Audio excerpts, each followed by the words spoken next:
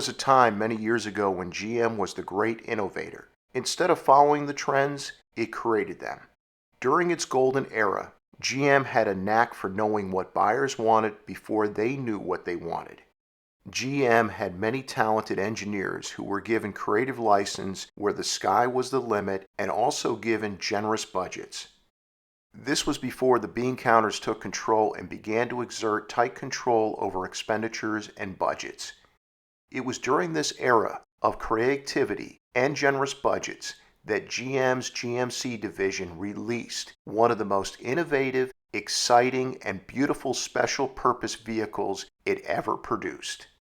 No one expected a mainstream automaker to produce a recreation vehicle, or more commonly referred to as RV. But that's exactly what GM did. The end result was the 1973 to 1978 GMC MotorHome. The MotorHome was a fresh design from the ground up.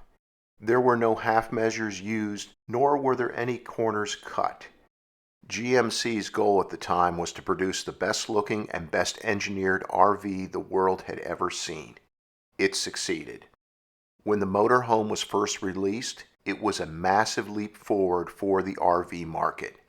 The MotorHome wasn't 10 years or even 20 years ahead of its time, but at least 30 years ahead of its time. One of GMC's 1973 MotorHome ads boldly stated it doesn't ride like a truck, it doesn't look like a box. This ad was 100% correct. The majority of new RVs back in 1973 looked like boxes and were built on heavy-duty truck platforms. GMC designed its own strong and durable perimeter frame, which supported a cage of strong aluminum ribs where the light aluminum and fiberglass body panels connected to. The exterior design consisted of a futuristic science fiction type of look, with lots of big curved windows. The windshield, which consisted of two massive pieces of glass, was curved and steeply raked.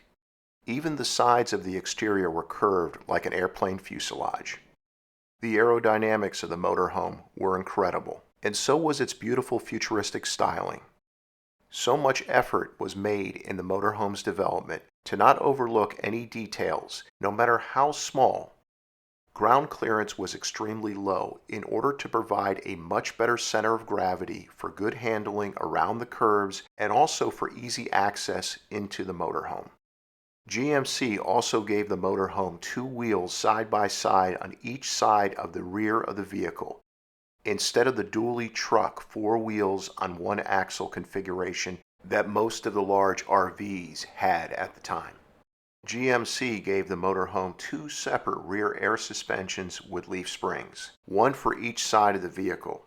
They were mounted on opposing sides of the MotorHome's frame, so no axles were needed. This innovative configuration provided great ride quality, good handling, and allowed the inside of the rear cabin to be wider, making the MotorHome more spacious than its competition.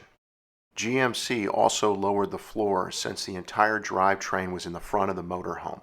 GMC used the very reliable and space-saving combination of the Oldsmobile 455 cubic inch V8 and turbo hydromatic 425 3-speed automatic transmission, which powered the front wheels. This combo was taken right out of the Oldsmobile Toronado. For 1977 and 1978, the 455 V8 was replaced by Oldsmobile's 403 cubic inch V8.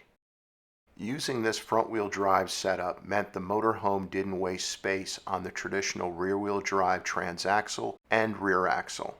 This allowed GMC to give the MotorHome a flat floor and yet still have enough room under the floor to have two large gas tanks with a total capacity of 50 gallons. Braking was also very good. The front wheels had large disc brakes and the rear wheels had large drum brakes. The MotorHome was offered in a 23-foot long version with a 140-inch wheelbase or a 26-foot long version with a 160-inch wheelbase.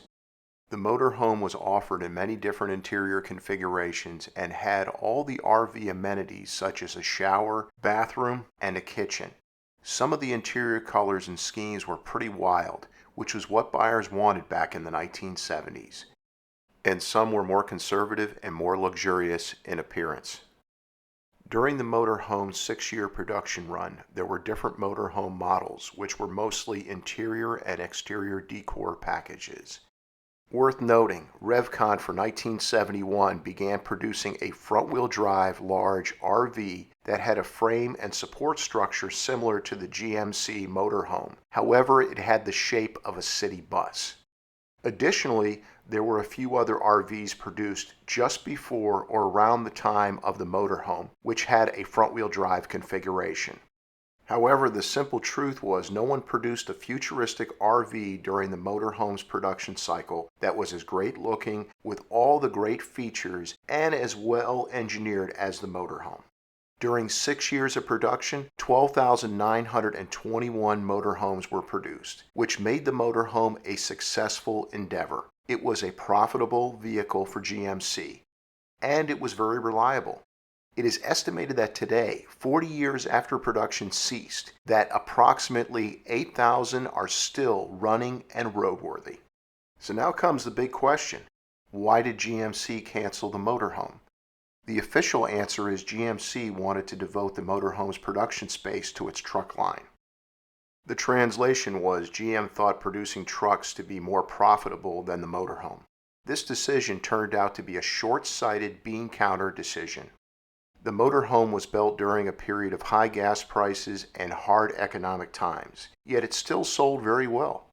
If GMC had continued to produce the motorhome through the booming economic times in the 1980s, its popularity in production would have expanded and would have probably continued to this day. Today, RVs are very profitable and very popular. GMC, if it currently produced a newer version of the motorhome, would more than likely rule the RV market, or at least have a sizable chunk of it. The short life of the motorhome is a textbook case of the bean counters winning.